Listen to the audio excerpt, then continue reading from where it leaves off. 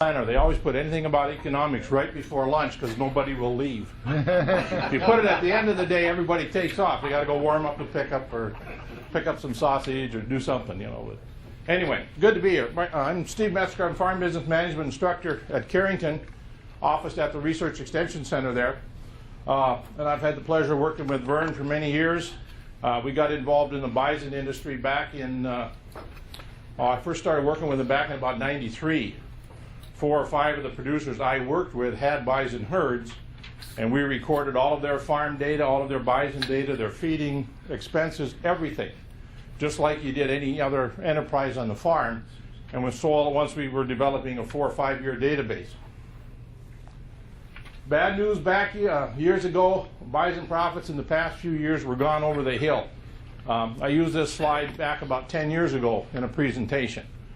If any of you happen to be at the Carrington meeting back in, I don't know, 99 maybe, 98, 99, we were running budgets on $4,000 cows and $5,000 herd bulls, 9.5% interest rates and 80% calving rates. And they told us that in 19.5 years, we'll have the herd paid for. And then you get some money back. And I think when I got done speaking, Vern said it looked like I had smallpox. Because nobody wanted to have anything to do with me. You know, and all we did was run the numbers out, you know, and just say, you know, will this work? And at that time, we knew that, it was destined to go downhill. And as Dave said a little bit earlier, you know, it hit a slippery slope and away it went in the early 2000s. And a lot of those $4,000 cows went to market for $700, $800, and it took some guys with it. And that's the sad part of that industry. The profits look like this. You know, there just wasn't much there. We were coming out of a long, tough time. So how did we get there? And Dave and Vern both alluded to some of these facts this morning. You know, it was a new idea back in the early 90s. We had guys that were raising beef or hadn't raised anything for a while as far as livestock, and bison were attractive to them, you know, from both the aesthetic idea of raising bison as well as the idea of putting them into my unit as an enterprise. We had incentive programs. We could get money for 1% to get started in bison. We had APUC money, I believe it was called back then. Often, and Vern alluded to this morning, there was a real lack of information for production and financial numbers on bison. In Carrington, we maintain one of the few databases on actual herd data in the United States.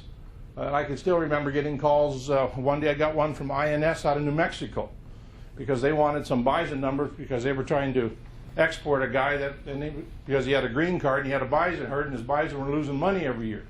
And they wanted to know whether or not he was a real producer of bison doing that bad. And after they gave me some numbers over the phone, I assured him his bison were doing that bad. So he probably got to stay in the country. But we lacked these numbers. You know, nobody really knew what was out there. You know, what should we be planning for? What kind of prices work? We had lots of enthusiasm. Go to a sale, buy cows for $1,500. Before you get them on a truck, somebody offer you $1,800. So you put them on a different truck, put $300 in your pocket. All kinds of things going on. Lots and lots of enthusiasm, but not enough long-term planning.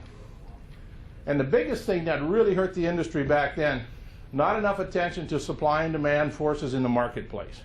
We just weren't getting the product, as Dave mentioned this morning, the product wasn't getting moved, whether it was the advertising or whatever it was.